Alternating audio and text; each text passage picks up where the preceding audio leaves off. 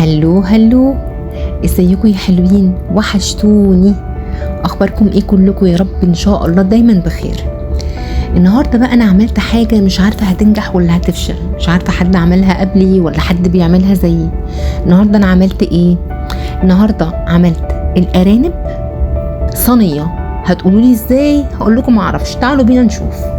طبعا الارانب دي انا غسلتها في منقوع في محلول النقع، اللي هو عباره عن ايه؟ بحط ميه وبحط فيها ملح وسكر وليمون ودقيق وبهارات حب، والعنصر اللي مخلي لونها اصفر ده هو الكركم بيشيل اي زفاره. بغسلها كويس وبفضل نقعها كده تقريبا من ساعه لساعتين. وانا دايما بحب اسلق الارانب سلقه كده تطلع الزفاره اللي فيها، وارمي ميتها وابدا اطبخها بقى من جديد. هنا خلاص انا كنت عملت الخطوات دي زي ما قلت لكم، وفي صينيه حطيت معلقه سمنه بلدي حلوه، وهبدا انزل بالارانب بتاعتي واشوحها كويس قوي من قدام ومن ورا من ناحيتين، وبعد كده هبدا واحده واحده انزل بالتوابل بتاعتي. لكن اهم حاجه الاول ادي للارانب صدمه.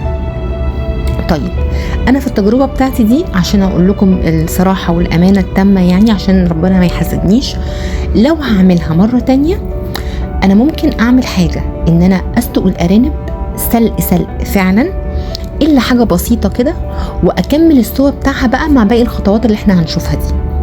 هنا انا نزلت بملح، وهنزل كمان بشويه فلفل اسود، وهنزل بشويه هيل مطحون.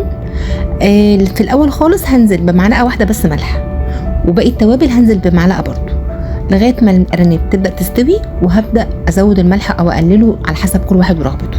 يبقى انا كده حطيت ملح، فلفل اسود، هيل، وشويه زنجبيل. طيب ايه ده يا مرمر؟ دي كميه بصل حلوه كده انا مقطعاها زي ما انتم شايفين جوانح، هنزل بيها كاني بالظبط بعمل كباب حله او فراخ صينيه. هي النهارده بصراحه الفكره جات لي وانا حبيت ان انا اعملها واشوف، مش هتقول لا يعني. واكيد انا متاكده ان انتوا جربتوا حاجه زي دي قبل كده، بس يمكن مش مشهوره قوي.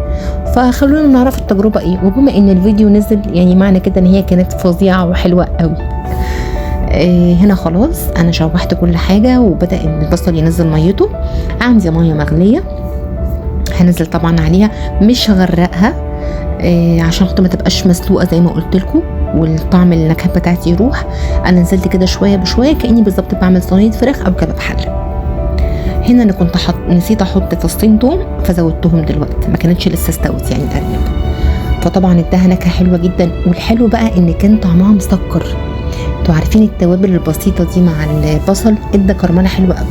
هنا خلاص كانت استوت، بقي فيها شويه صوص صغيرين، قفلت عليها ودخلتها الفرن. طيب هنعمل ايه بقى جنبها؟ انا قلت نعمل جنبها رز مبهر. طبعا عملته قبل كده معاكم، بس احنا بنعمله تاني للفولورز الجداد او للسبسكرايبرز اللي لسه داخلين عندي في القناه، سواء كان على الفيسبوك او على اليوتيوب، برضو يتعلموا مره تانية. هنا عندي بصلتين كده حلوين فرمتهم مع 3 فصوص توم، ونزلت في زيت او سمنه او زبده زي ما تحبي، شويه هيل مطحون، شويه فلفل اسود. وانا هنا كنت نزلت بالرز ونسيت الكركم، بس صورت لكم قبل ما اقلبه. الكركم بيدي لون حلو قوي قوي للرز. وطبعا نزلت كمان بشويه بهارات كبسه، بس مش عارفه الصوره ما جاتش ليه. فكده احنا نزلنا بملح، شويه فلفل اسود، شويه بهارات كبسه، والزنجبيل والهيل. تمام، بس قلبنا كده، قصدي الكركم والهيل عفوا.